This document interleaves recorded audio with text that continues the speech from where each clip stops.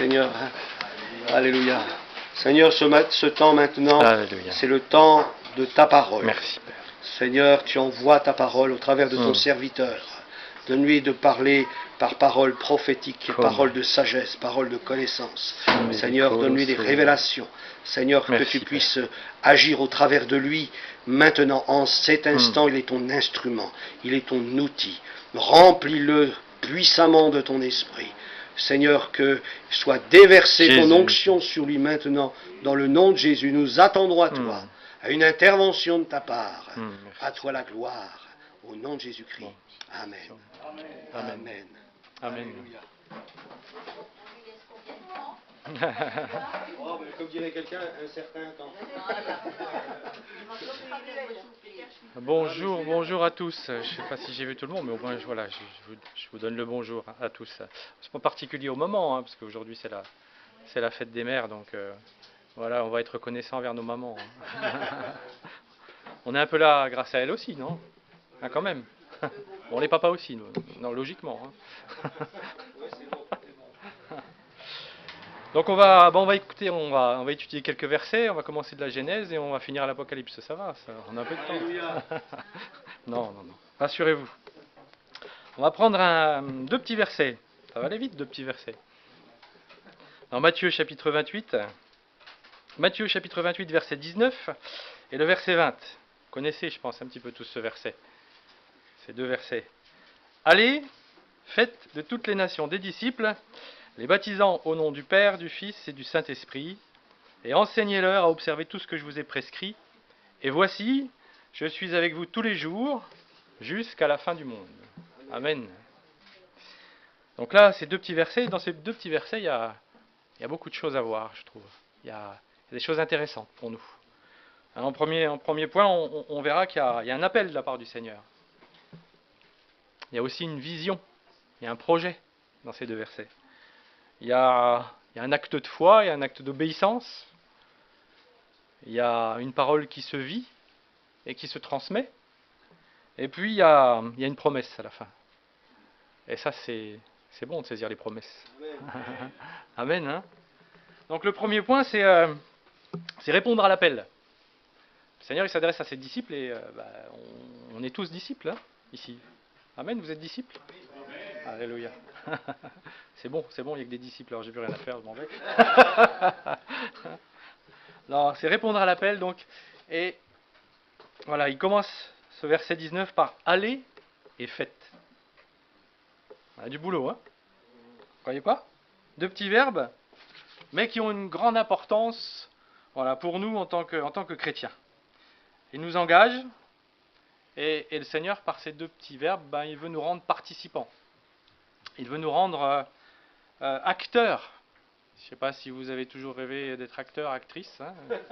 Il y a le Festival de Cannes, là, il n'y a pas longtemps. Donc, si vous voulez monter les escaliers, le tapis rouge, bon, celui du Seigneur, il est mieux quand même. L'escalier est bien plus sympa. Et c'est plus vrai déjà. Il y a moins de paillettes, mais c'est beau. Enfin, quoique. C'est des vraies paillettes. Donc Jésus dit à l'Église, il dit Église, disciples, eh bien voilà, ton boulot, va et fais. Engage-toi dans ce travail. Et c'est vrai que des fois, on est dans l'église, on cherche un petit peu notre place. Qu'est-ce qu'on fait? Qu'est-ce que je vais faire? J'ai pas d'appel, je sais pas quoi faire, j'ai pas de projet à cœur, Dieu a rien mis sur mon cœur, voilà, je sais pas quoi faire. Mais pourtant, la parole de Dieu, là, elle est claire. Elle dit, allez et faites. Donc j'ai du boulot. J'ai pas besoin d'un appel, c'est un ordre. Il m'envoie. Donc j'ai pas besoin d'un appel. Mon travail, il est là. En tant que disciple, bien, je dois être témoin. Je dois témoigner de la gloire de Dieu. C'est ma responsabilité. Et ces deux petits mots, en tant que chrétien, ils m'engagent. Si je veux suivre le Seigneur, si je veux être un disciple, ils m'engagent. Ils ne sont pas là comme ça, voilà, je les lis simplement. Non, il y a une conséquence derrière, il y a une vie derrière. Mon frère, ma sœur, eh bien, je suis, tu es, nous sommes appelés à être des témoins. Alors, je ne suis pas engagé par grand-chose, deux petits mots. Deux petits mots, mais ça suffit pour m'engager. Ça suffit. Et ces deux petits mots, et si je les mets en pratique, ces deux petits mots, ils peuvent avoir d'énormes conséquences.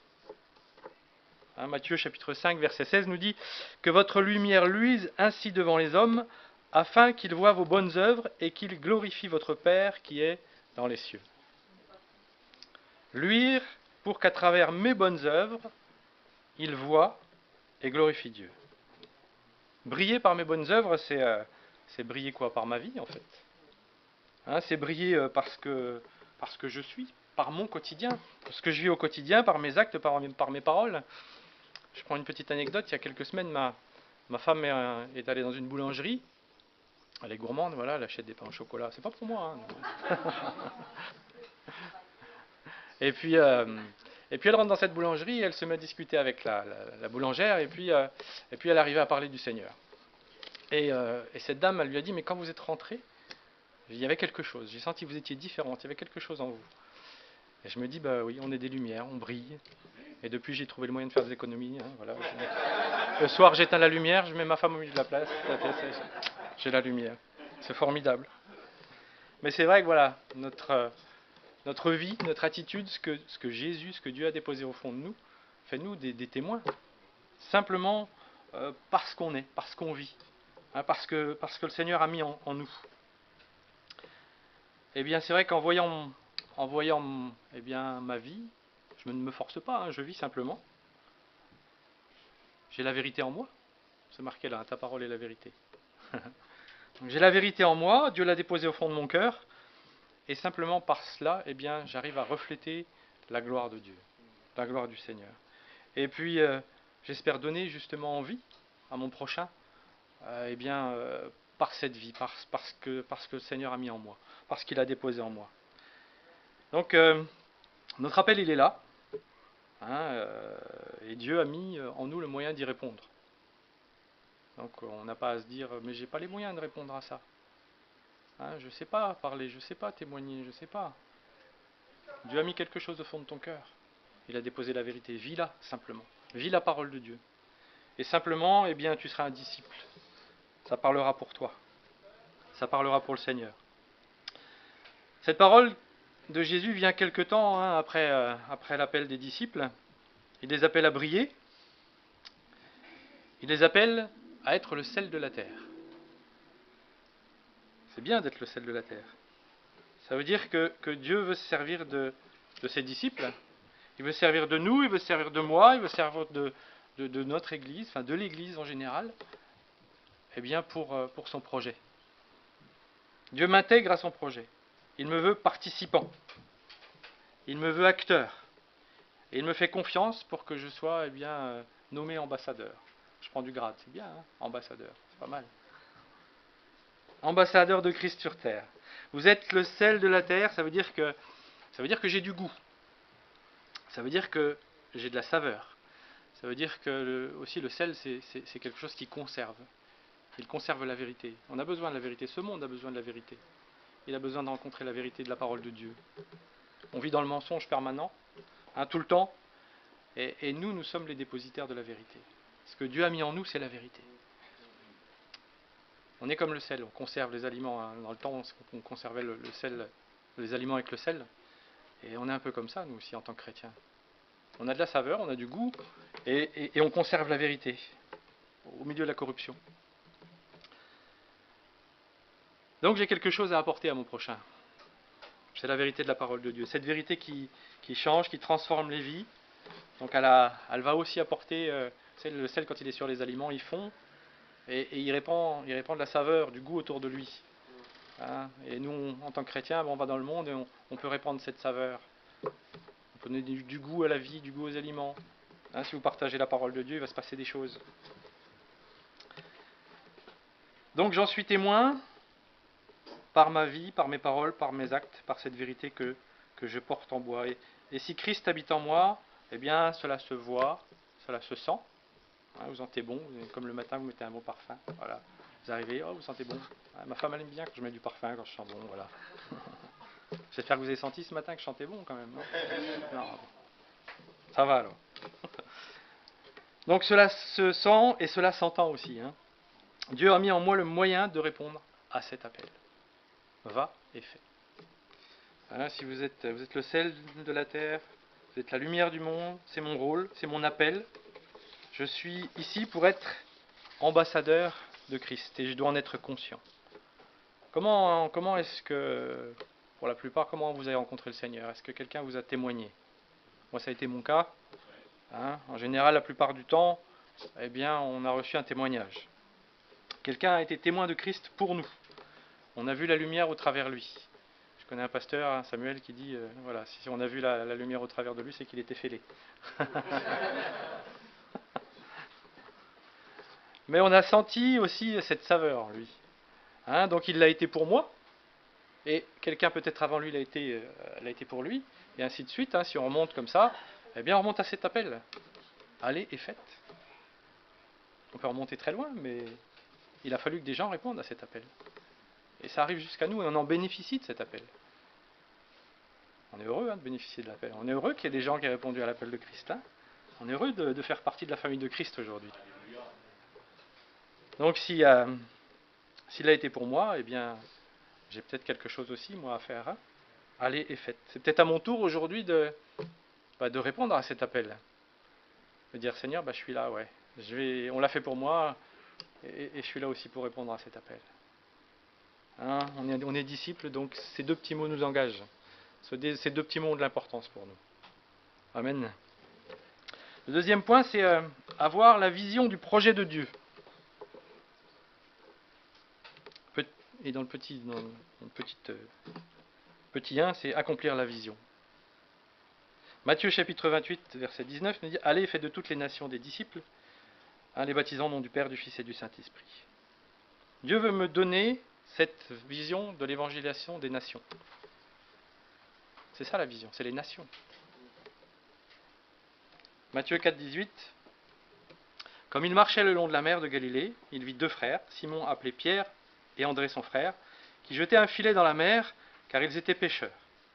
Au verset 19, il leur dit, suivez-moi et je vous ferai pêcheurs d'hommes. Le Seigneur, il ne traîne pas avec eux, hein, il leur donne tout de suite la vision, le projet. Suivez-moi et je vous ferai pêcheurs d'hommes. Et qui est le centre de ce projet? Jésus, mais pour qui? Pour qui est ce projet? Pour l'homme. Hein, pour l'être humain, pour le salut de l'homme. C'est important d'avoir cette vision du salut de notre prochain. Hein, il est important que j'ai à cœur le salut des âmes, le salut de mon voisin, le salut de mon prochain. Ces gens qui m'entourent, ces gens qui sont autour de moi. J'ai un rôle à jouer dans ce projet, c'est celui de témoin, et pour ça, il faut que j'ai cette vision. Romains chapitre 10, verset 13 nous dit « Car quiconque invoquera le nom du Seigneur sera sauvé. » Et il y a une suite, au verset 14. « Comment donc invoqueront-ils celui en qui ils n'ont pas cru? Et comment croiront-ils en celui dont ils n'ont pas entendu parler? Et comment entendront-ils parler s'il n'y a personne qui prêche ?» Il faut qu'il y ait des gens qui répondent à cet appel. Il faut qu'il y ait des gens qui aient cette vision. Mon rôle est là, avoir à cœur de parler, avoir à cœur d'évangéliser, avoir cette vision du salut des âmes, du salut des nations. Être un témoin, un pêcheur d'hommes. Alors, c'est vrai qu'on se dit, wow, la vision des nations, l'évangélisation des nations, ça fait grand, quoi. C'est pas tout près, quoi, les nations. Hein. Il y a du monde, quoi. On se dit que le projet, il était peut-être un petit peu grand pour ma petite personne. Être un salut pour tout le monde, enfin être un témoin du salut pour tout le monde, ça va être compliqué, quoi. J'ai peut-être pas une telle ambition. Puis comment je vais l'accomplir? Hein? Dans le livre des Actes, Jésus va revenir sur ce projet. Il va affiner la vision, il va la compléter, il va être un petit peu plus concret dans la manière de l'accomplir. Hein. Dans Actes, chapitre 1, verset 8, il nous dit « Mais vous recevrez une puissance, le Saint-Esprit survenant sur vous, et vous serez mes témoins à Jérusalem, dans la Judée, dans la Samarie, et jusqu'aux extrémités de la terre. » On commence par Jérusalem. Jérusalem, c'est là où se trouve l'église. Puis on s'éloigne un petit peu plus loin. La Judée, si vous prenez une carte d'Israël, vous voyez, ça s'éloigne. La Judée, puis après la Samarie. Et puis après on continue, jusque comme ça, jusqu'aux extrémités de la terre. En s'éloignant un petit peu, voilà, à chaque fois. Et donc si on veut imaginer un petit peu cette parole à notre niveau, eh bien on va commencer par aimer notre prochain, je dirais le plus proche. C'est qui mon prochain le plus proche? C'est ma femme, c'est mes enfants, c'est mon mari, hein, c'est ceux qui m'entourent. C'est mon prochain. C'est les âmes que Dieu a mis en premier à mes côtés. Si je vais gagner des gens à l'autre bout du monde et puis que je perds ma famille, qu'est-ce que j'ai gagné, quoi? Qu'est-ce que j'ai gagné? Donc on commence par ceux qui sont, voilà, à côté de nous, puis après on va un petit peu plus loin. J'ai ma famille, j'ai mes amis, j'ai mes voisins. J'ai élargi le cercle un petit peu, hein. Et puis après, si on continue, j'ai mes collègues de travail, mes connaissances. On continue un petit peu plus loin, les connaissances de mes connaissances. Et puis, voilà, des gens que je croise, des rencontres opportunes, hein, voilà, etc., etc., des inconnus. On peut élargir ce cercle petit à petit. Mais notre prochain, c'est celui qui est à côté de nous. Donc accomplir la vision de l'évangélisation des nations va commencer par celui qui est à côté de moi. Hein, celui qui est à mon contact. Hein, si je nous rappelle Matthieu chapitre 5 verset 16, que votre lumière luise ainsi devant les hommes, afin qu'ils voient vos bonnes œuvres et qu'ils glorifient votre Père qui est dans les cieux. Pour voir, c'est ceux qui sont à côté de nous. Ce n'est pas ceux qui sont à l'autre bout du monde qui nous voient vivre et qui voient nos bonnes œuvres. C'est ceux qui sont à côté de nous. C'est ceux qui nous voient vivre. Donc accomplir la vision, c'est évangéliser celui qui te voit vivre. C'est donc celui qui est proche de toi. Alors bien sûr, je peux avoir un appel particulier pour aller évangéliser un pays, une nation, voilà. Hein, c'est pas l'apôtre Paul l'a eu, il a parfois changé ses plans même au cours de ses voyages missionnaires. C'est pas un problème, mais la vision pour nous, c'est déjà d'être témoin là où je suis, avec les gens qui m'entourent. La cible, le cœur du projet, c'est l'être humain. C'est celui qui est à côté de moi, c'est mon prochain. Voilà. Un deuxième petit point dans la vision, c'est s'adapter à la vision. Tu aimeras ton prochain comme toi-même. C'est toujours plus facile d'aimer son lointain que son prochain. Hein, c'est ça. Ah Seigneur, pas le voisin, non, pas le voisin, Seigneur. Non, tu vois, il gare mal sa voiture, à chaque fois il prend ma place. Hein, il taille pas ça et ça déborde. Non, ça va pas lui, Seigneur. Non. Ah, voilà, on règle les problèmes à la fête des voisins, c'est ça. Seigneur, non, pas mon beau-frère. Il veut toujours avoir raison, celui-là. Hein. Faut jamais discuter avec lui. Oh Seigneur, pas ma belle-mère. Non, pas ma belle-mère. Elle veut toujours aussi avoir raison, elle est casse-pied, elle est là tout le temps. Non, pas elle. C'est ça, aimer son prochain, c'est celui qui est à côté de nous. Hein. Évangéliser, c'est aimer son prochain, le salut de l'homme. Tu aimeras ton prochain comme toi-même. C'est une histoire d'amour. Hein. Jean 3,16. Hein, car Dieu a tant aimé le monde qu'il a donné son Fils unique. Voilà. Je lui ai donné les versets avant. Donc cette vision, eh bien cet amour, eh bien je crois que je dois l'avoir, je dois le posséder. Je dois aimer celui qui est à côté de moi. Je dois aimer ma belle-mère, oui. Hein, est-ce que je connais mes voisins? Connaissez vos voisins? Est-ce que de temps en temps, je les invite à manger? Je vais faire un barbecue avec eux? Est-ce que je parle avec eux? Est-ce que ma famille, c'est pareil? Est-ce que je vois ma famille? Est-ce que je la vois régulièrement? Est-ce que je m'intéresse à eux?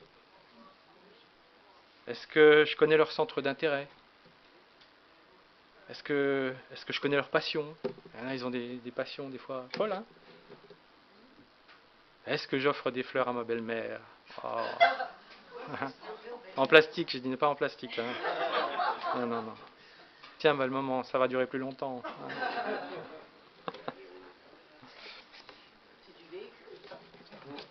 Ah non, la mienne était parfaite. Non, je sais qu'il y a beaucoup de gens qui ont des problèmes avec leur belle-mère. Moi, ça va, c'était miraculeux. Il y a aussi des miracles pour les belles-mères, vous voyez. Donc aimer son prochain, c'est s'intéresser à lui, hein. C'est aller vers lui.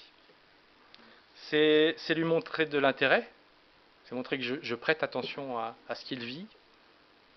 Hein, peut-être l'accompagner dans les moments difficiles, être là à ses côtés, ou dans les moments plus joyeux. Hein. C'est prendre du temps, parfois l'écouter plus que parler, c'est le connaître. Voilà. Hein, il y a quelques années, il y a un jeune qui est arrivé dans l'église où on était à l'époque. C'était le fils d'un des frères et sœurs qui étaient là. Et puis c'était un drogué, héroïnomane. Et puis pareil, il dealait de la drogue aussi. Il est venu et en crise de manque. Et puis le Seigneur l'a complètement libéré et l'a délivré voilà, de la drogue. Et puis c'est quelqu'un qui habitait trois portes, je dirais trois portes à côté de chez nous, avec ma femme. Et puis c'est quelqu'un qui est venu régulièrement, tous les jours il venait, il passait des heures à la maison. Et ça a été du temps, on a pris énormément de temps avec lui, mais s'il ne prenait pas ce temps avec nous, il allait retrouver peut-être les copains et puis il rechutait. Et ça lui arrivait une paire de fois. Et donc on a pris ce temps avec lui à la maison. Aujourd'hui je peux dire que c'est mon meilleur ami, et je peux dire qu'il est pasteur, il sert le Seigneur. Et je dis merci Seigneur pour ce temps qu'on a pris avec lui. Vous le connaissez, hein, ici quelques-uns, c'est José. Hein, donc je suis heureux d'avoir pris ce temps pour lui et le résultat qu'on a aujourd'hui. Alors ça ne marche pas à chaque fois, hein. Il y a une fois on a pris un jeune aussi, un jeune SDF, et puis mais le Seigneur lui a tout donné en une semaine ou deux. Il avait du boulot, il n'avait pas de voiture pour se rendre au boulot, le patron lui a prêté une voiture, on lui a loué un petit studio, voilà, il a tout, le Seigneur l'a béni en une semaine ou deux, c'était fait, et puis il s'est sauvé avec la voiture, quoi. Voilà. Donc ça ne marche pas à chaque fois, c'est pas toujours une réussite, mais je crois que le résultat ne nous appartient pas. Hein, le choix, la décision de la personne ne m'appartient pas. Même si ça fait mal au cœur, même si on a l'impression que c'est du gâchis, on n'a aucune, je dirais, obligation de résultat, hein, dans l'évangélisation. On n'est pas commerciaux non plus. Hein, voilà. Vous connaissez la parole du semeur. Hein. Notre rôle, c'est de semer. Hein, on est là pour semer la vérité. Et la terre, c'est le cœur de l'homme. Donc le résultat ne nous appartient pas. J'ai un rôle à jouer dans ce projet, mais je ne porte pas tout. Mais tout ne m'appartient pas. Donc c'est vrai que s'adapter à la vision, ça peut me demander des efforts. Hein, mais il y a un enjeu qui est important, c'est le salut des âmes. C'est le salut des âmes. C'est que je crois que parfois, en tant que chrétien, des fois on arrive un petit peu vers les gens avec nos gros sabots. On a tellement envie de partager la vérité qu'on est parfois maladroit. Hein, on est maladroit. Donc on veut imposer notre vision des choses, on part des fois dans des discussions un petit peu folles, des discours religieux, parfois des mots que les gens ne comprennent même pas, des mots incompréhensibles pour eux. On veut moraliser leur vie, alors qu'ils ont juste besoin de faire une rencontre avec le Seigneur, avec Christ. Hein, c'est vrai que je devrais pas avoir la prétention de vouloir changer le cœur de l'homme. J'en ai pas la possibilité, et c'est pas mon boulot. Hein, Jésus a souvent dénoncé les discours hypocrites, moralisateurs des religieux parce que c'est pas la solution, parce que ça change pas une vie, parce que ça transforme pas un cœur. Hein, notre histoire avec le Seigneur, c'est une histoire d'amour. Aimer mon prochain, donc c'est peut-être adapter mon discours. Alors ça ne veut pas dire que j'adapte la vérité, hein, j'adapte pas l'évangile, hein, bien sûr. Je ne brade pas l'évangile. C'est peut-être adapter ma manière de faire, la forme dans laquelle je vais apporter, hein, la manière dont je vais l'aborder. M'adapter à la personnalité de mon interlocuteur, à la société dans laquelle je vis.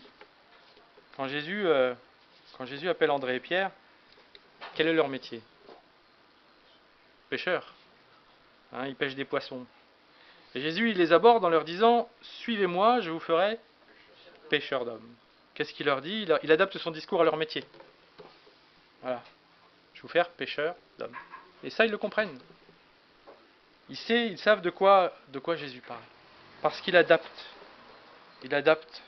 Eh bien, il a su s'adapter, adapter son discours à leur centre d'intérêt, à ce qu'ils connaissent. Alors, je peux peut-être pas changer le cœur de l'homme, mais par amour pour mon prochain, eh bien, je peux peut-être m'adapter pour lui faciliter la compréhension du message de l'Évangile. M'adapter à sa situation sociale, à sa religion, à ses besoins. Hein, l'apôtre Paul est quelqu'un qui a su le faire. Hein, Dans 1 Corinthiens chapitre 9 verset 22, il a dit je me suis fait tout à tous afin d'en sauver de toute manière quelques-uns. Amen. Donc l'apôtre Paul a su s'adapter à la vision. Donc cette vision, c'est vrai, je dois l'avoir pour l'accomplir. Seigneur, donne-moi cette vision. Donne-moi cette vision des âmes perdues. Donne-moi ce cœur qui aime mon prochain.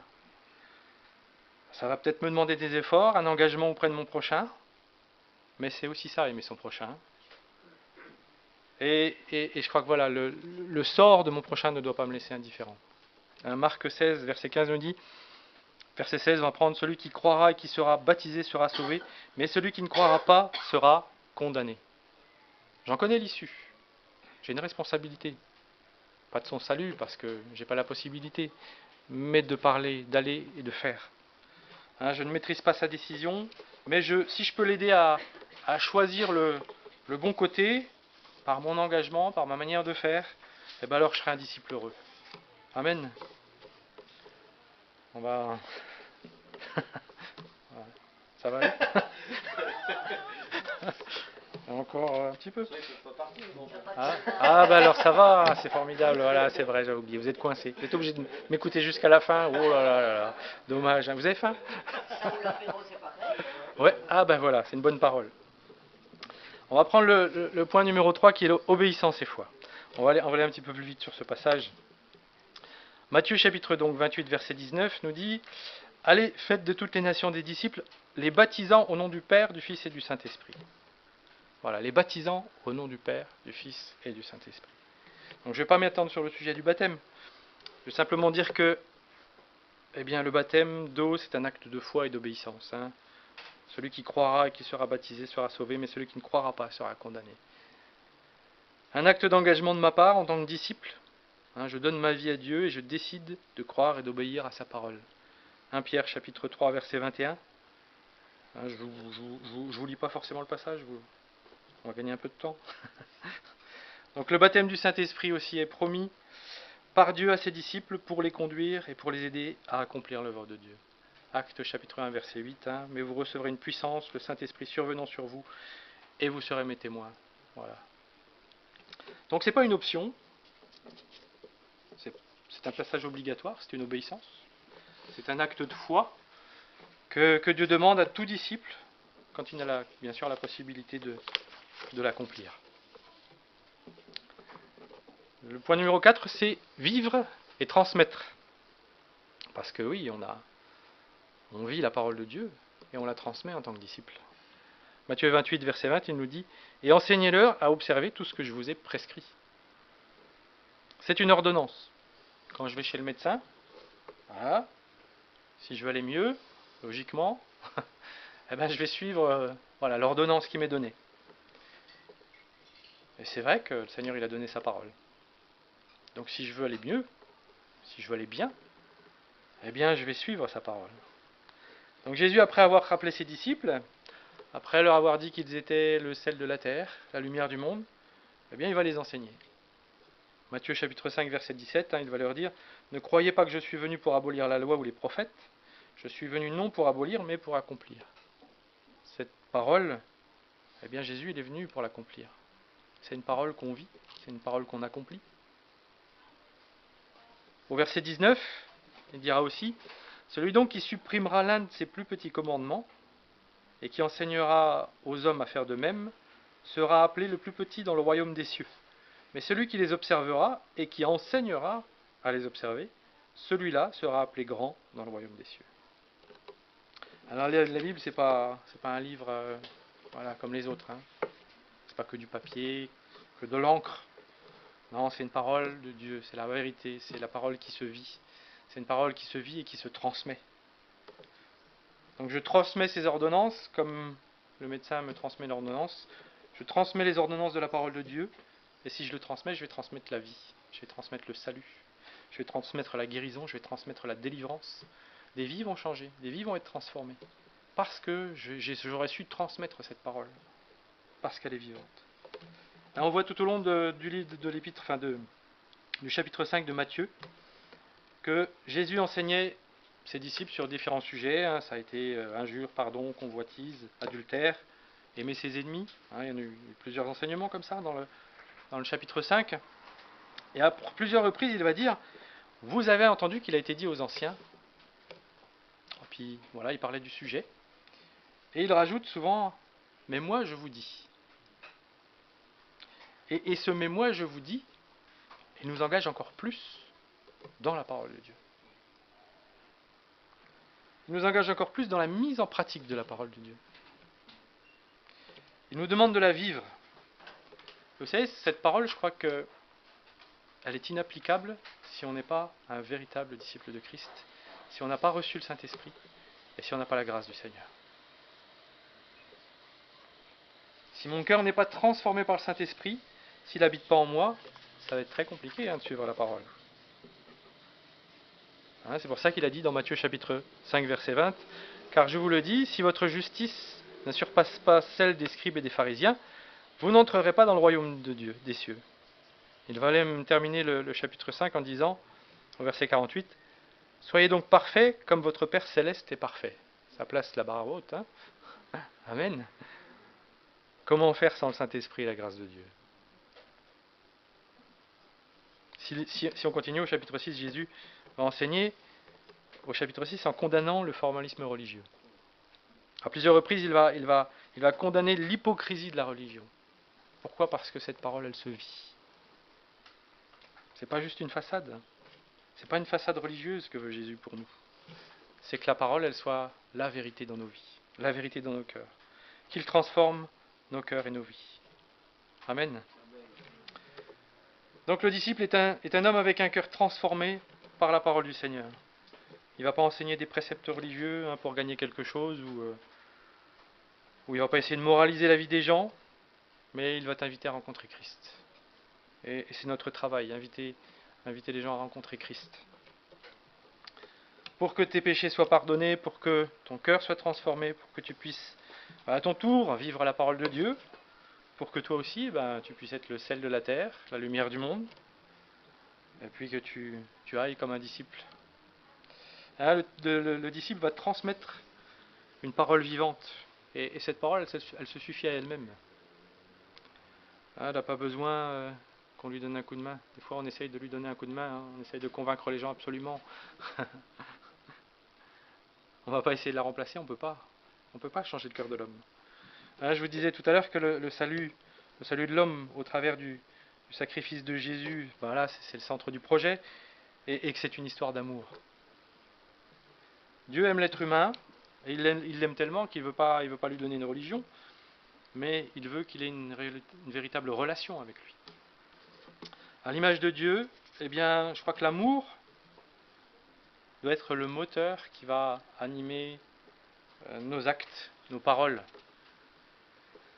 Évangéliser, c'est pas faire du chiffre, c'est pas faire du nombre, c'est pas faire du prosélytisme, c'est aimer son prochain. Tu aimeras ton prochain comme toi-même. Et dans l'Épître aux Corinthiens, au chapitre 13, je vais vous faire grâce, je ne la lirai pas. mais c'est quand même une belle épître. C'est quand même une belle épître. C'est un hymne à l'amour. Il commence même au chapitre 12, verset 31, et il dit il termine par aspirer aux dons les meilleurs. Et là, l'apôtre Paul dit, avant de commencer sur l'autre chapitre, sur l'autre discours, et je vais encore vous montrer une voie par excellence.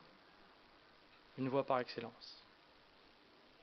Quand je parlerai les langues des hommes, des anges, si je n'ai pas l'amour, je suis un airain qui résonne, une cymbale qui retentit. Si je possède les dons spirituels, tout ce que je veux, si je peux donner mes biens, dit l'apôtre Paul, si je n'ai pas l'amour, je ne suis rien, ça ne sert à rien. Je fais ça pour du vent. Et il finit au verset 13, maintenant donc, ces trois choses demeurent. La foi, l'espérance, l'amour. Mais la plus grande de ces choses, c'est l'amour. Dans tout ce que j'accomplis, c'est l'amour qui doit être un moteur. Mon moteur. Donc aimer, c'est vivre et enseigner la parole de Dieu, une parole vivante. Et c'est ce à quoi Dieu m'appelle. Dieu m'appelle en tant que disciple.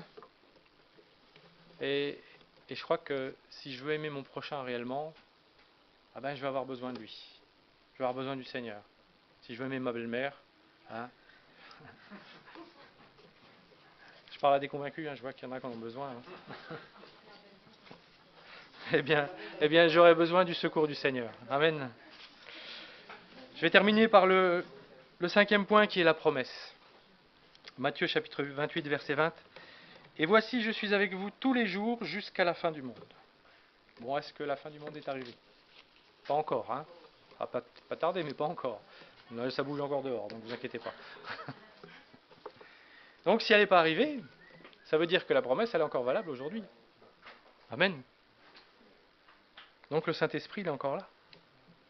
Le Saint-Esprit travaille avec nous. On n'est pas tout seul. Hein. Il a même complété dans Actes chapitre 1, verset 8. Mais vous recevrez une puissance, le Saint-Esprit survenant sur vous, et vous serez mes témoins. Donc c'est vrai que j'ai un rôle à jouer, hein, mais je ne suis pas tout seul. Et heureusement, hein, que je ne suis pas tout seul. Hein. Heureusement que je n'ai pas apporté ce projet tout seul. Ce serait compliqué. Hein. Donc il nous envoie son esprit pour nous conduire, pour nous guider dans sa volonté. Donc je ne porte pas ce projet, je suis simplement acteur.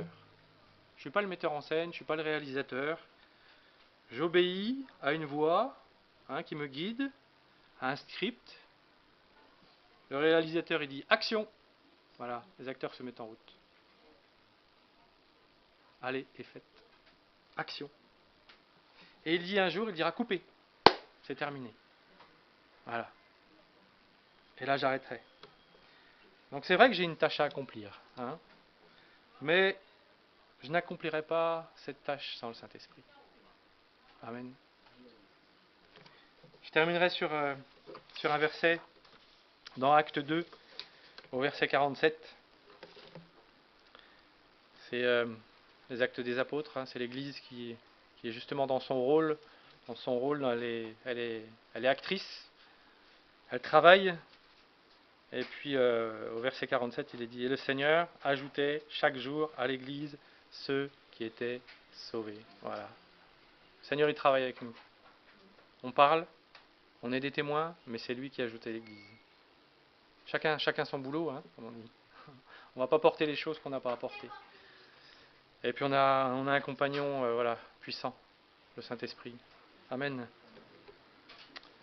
Donc vous et moi, on ne serait pas là si des personnes ne se seraient pas levées pour annoncer l'Évangile et le Seigneur ne nous aurait pas ajoutés à l'Église. Aujourd'hui, on est là, on peut dire merci Seigneur pour ces personnes qui se sont levées. Merci Seigneur parce qu'il y a des gens qui ont osé parler. Merci Seigneur parce que tu m'as ajouté à l'Église. Et cet appel, donc, il est encore d'actualité. Hein. Si la promesse du Saint-Esprit, est, pour nous, elle est encore là, l'appel, il est aussi encore là. Donc, je peux encore y répondre. Hein.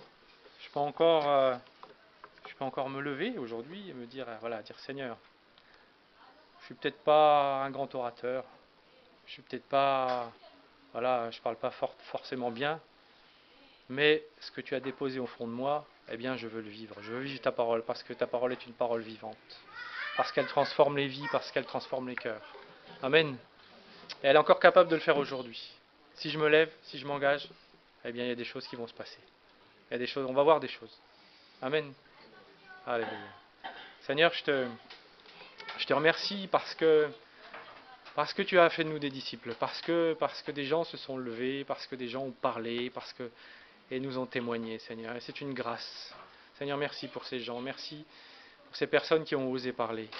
Seigneur, tu as un appel encore pour nous aujourd'hui. Seigneur, tu veux nous envoyer. Seigneur, tu ne nous envoies pas seuls, tu nous envoies avec ton esprit, mais tu veux nous envoyer et tu veux qu'on se lève pour parler, pour être des témoins, pour être des ambassadeurs. Seigneur, merci parce que tu nous donnes cet appel. Nous voulons y répondre. Seigneur, tu nous donnes cette vision, cette évangélisation des nations, cet amour de notre prochain. Seigneur, donne-nous vraiment d'aimer notre voisin, d'aimer nos collègues de travail, d'aimer notre famille, à un tel point qu'on ait envie de leur parler de toi, Seigneur. Que leur sort ne nous laisse pas indifférents, Seigneur. Que le sort des perdus ne nous laisse pas indifférents, Seigneur. Donne-nous cet amour des âmes, Seigneur. Merci de nous remplir de cet amour des âmes. Donne-nous cette vision, ce projet, Seigneur. Que nous puissions entrer dans ce projet, Seigneur. Merci encore. Seigneur, nous voulons Nous voulons obéir à ta parole, l'accomplir, Seigneur, la vivre pour que, eh bien, il nous voit vivre et qu'à travers nos bonnes œuvres, Seigneur, il nous voit ta gloire, Seigneur. Qu'il puisse te connaître, goûter combien tu es bon, Seigneur, combien tu les aimes, Seigneur. Merci encore, merci, Seigneur, pour ton secours, parce que tu nous aides à être des témoins. Merci pour ton esprit, Seigneur. Seigneur, tu vas faire de grandes choses encore avec ceux qui veulent se lever pour toi, Seigneur. Et nous le croyons, il y a encore des choses à faire, Seigneur. Merci, Seigneur, nous voulons croire, Seigneur, et nous voulons avoir cette vision, Seigneur. Seigneur, je te bénis encore, dans le nom de Jésus. Amen. Amen. Soyez bénis.